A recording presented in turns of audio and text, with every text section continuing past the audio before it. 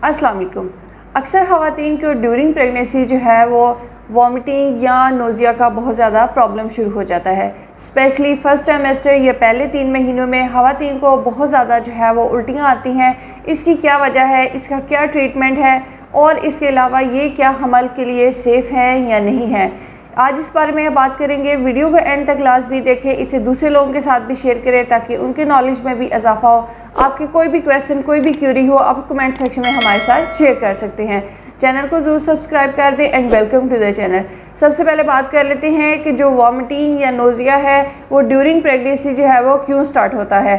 इसकी वजह यह है कि ड्यूरिंग प्रेगनेंसी जो है एक बॉडी में हार्मोन रिलीज़ होता है जिसको बीटा एचसीजी यानी कि प्रेगनेंसी का हार्मोन कहते हैं। और ये हार्मोन जो है प्रेगनेंसी को स्ट्रॉन्ग करने के लिए या हमल को जो है वो मजबूत करने के लिए जो है बॉडी में रिलीज़ होता है या प्रोड्यूस होता है। और इसके अलावा जैसे ही बॉडी में जिन ख़वातीन की बॉडी में बीटा एचसीजी की मिक़दार ज़्यादा होती है उन ख़वातीन को बहुत ज़्यादा उल्टी, मतली, दिल ख़राब होना या खाना ना खाने की शिकायत जो है वो ज़्यादा रहती है।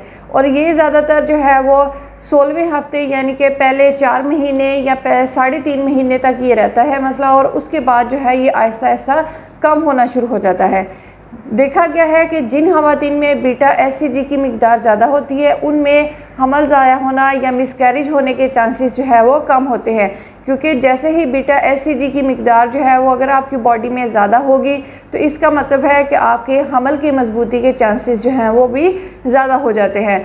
अगर आपको उल्टी या मतली या दिल ख़राब होने की शिकायत है तो ये बिल्कुल एक नॉर्मल चीज़ है। तकरीबन 80 to 70% जो ख़वातीन हैं उनको हमल के दौरान जो है वो फर्स्ट ट्राइमेस्टर में या पहले 4 महीनों में जो है वो उल्टी या मतली का प्रॉब्लम जो है वो रहता है। अब इसका जो है वो इलाज क्या कर सकते हैं। इसका इलाज जो है, बेहतरीन इलाज ये है कि आप जो है सबसे पहले अपने डॉक्टर को कंसल्ट करें। अपने डॉक्टर के मशवरे के मुताबिक डॉक्टर जो है वो आपकी मुआयना करने के बाद जो है वो आपकी मेडिसिन जो है वो तजवीज़ करेगी। खुद से सेल्फ मेडिकेशन करने की बिल्कुल भी ज़रूरत नहीं। इसमें किसी भी किस्म की होम रेमेडी जो है वो बिल्कुल भी इफ़ेक्टिव नहीं होती, बल्कि इस कंडीशन में जो है वो डॉक्टर से मेडिसिन लेना ही इफ़ेक्टिव रहता है। और इसके अलावा आप कुछ ऐसी टिप्स हैं जिनको फॉलो कर सकते हैं जिसकी मदद से जो है वो आप उल्टी या मतली आने के चांसेस जो है वो कम कर सकते हैं। ज़्यादातर ये होता है कि जैसे ही आप बहुत ज़्यादा लिक्विड ले लेते हैं या बहुत ज़्यादा आप जो है वो अगर ड्रिंक या जूस वगैरह ले रहे हैं तो इस वजह से भी आपको जो है वो उल्टी ज़्यादा आती है।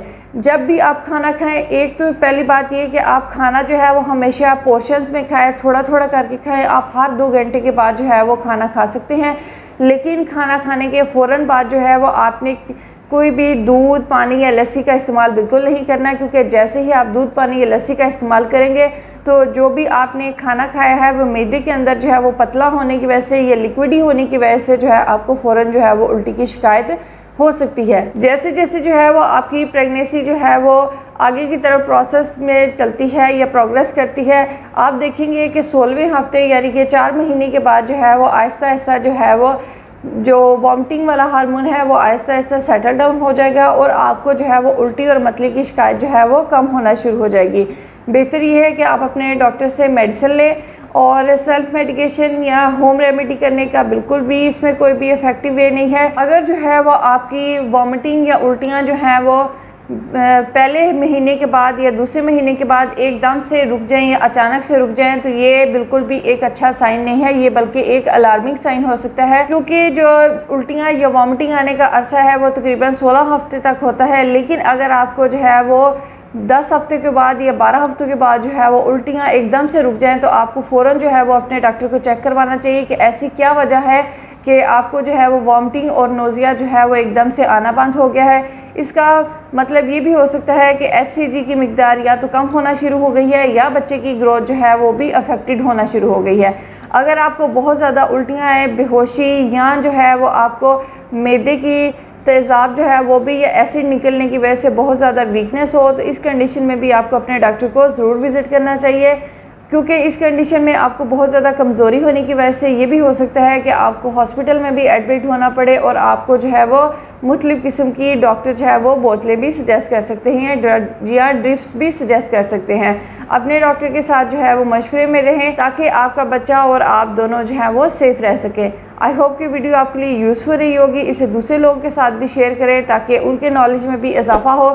آپ اپنے کوئی بھی کویسچن یا کیوریز آپ کی ہوں وہ آپ کمنٹ سیکشن ہم سے پوچھ سکتے ہیں۔ چینل کو ضرور سبسکرائب کر دیں اینڈ تھینکس فار واچنگ۔